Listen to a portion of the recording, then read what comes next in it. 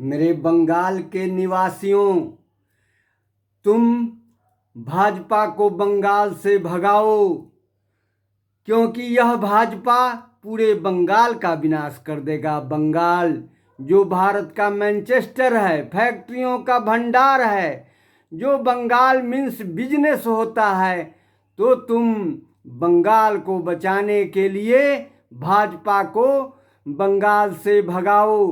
None Bengali भी जो वहाँ काम करते हैं, रोजी रोटी कमा रहे हैं, फैक्ट्रियाँ चलाते हैं, वे लोग भी भाजपा को बंगाल में जीतने नहीं दे, वहाँ से भगा दें।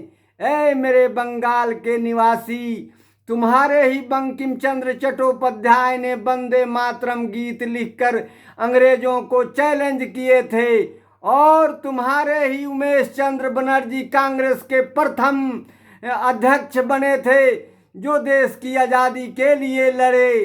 तुम्हारे ही बंगाल में सबसे पहले बिपिन चंद्र पाल एक क्रांतिकारी हुए। खुद्दीराम बोस जैसा नौजवान अंग्रेजों को भगाने के लिए फांसी पर वंदे मातरम कहते हुए झूल गए, और कांग्रेस के लोगों ने वंदे मातरम गीत को अपना लिया और वंदे मातरम को नारा बना लिया। यही बंगाल का वंदे मातरम गीत और नारा भारत माँ को आज़ाद कर दिया।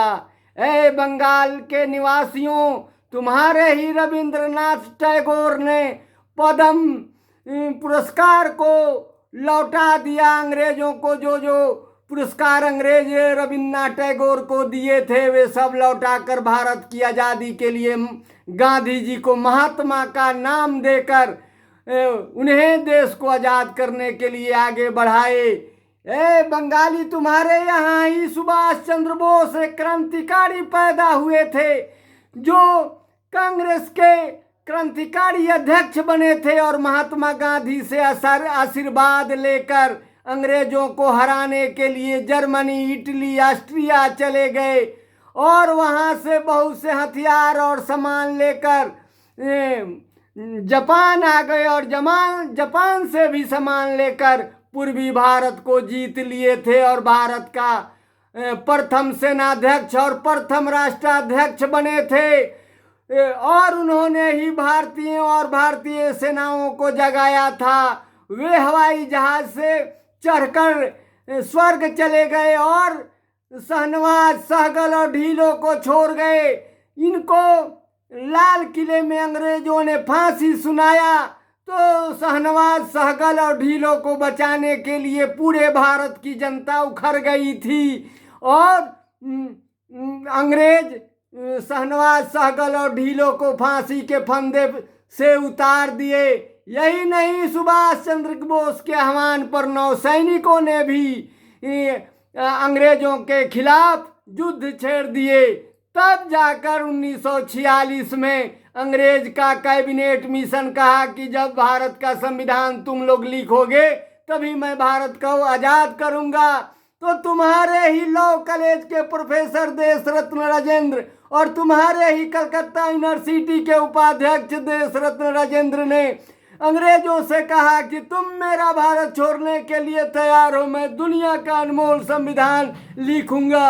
ये तुम्हारे ही कॉलेज, लॉ कॉलेज के प्रोफेसर थे, तो दुनिया का अनमोल संविधान लिखे, और तुम्हारे ही लोगों के द्वारा ही भारत माँ आज़ाद हो गई। सुभाष चंद्र बोस, खुद्दीराम बोस तथा बिपिन चंद्र पाल, उमेश चंद्र बनर्जी और बंकिम चंद्र चट्टोपाध्याय को याद करो, और बंगाल से भाजपा को भगाओ।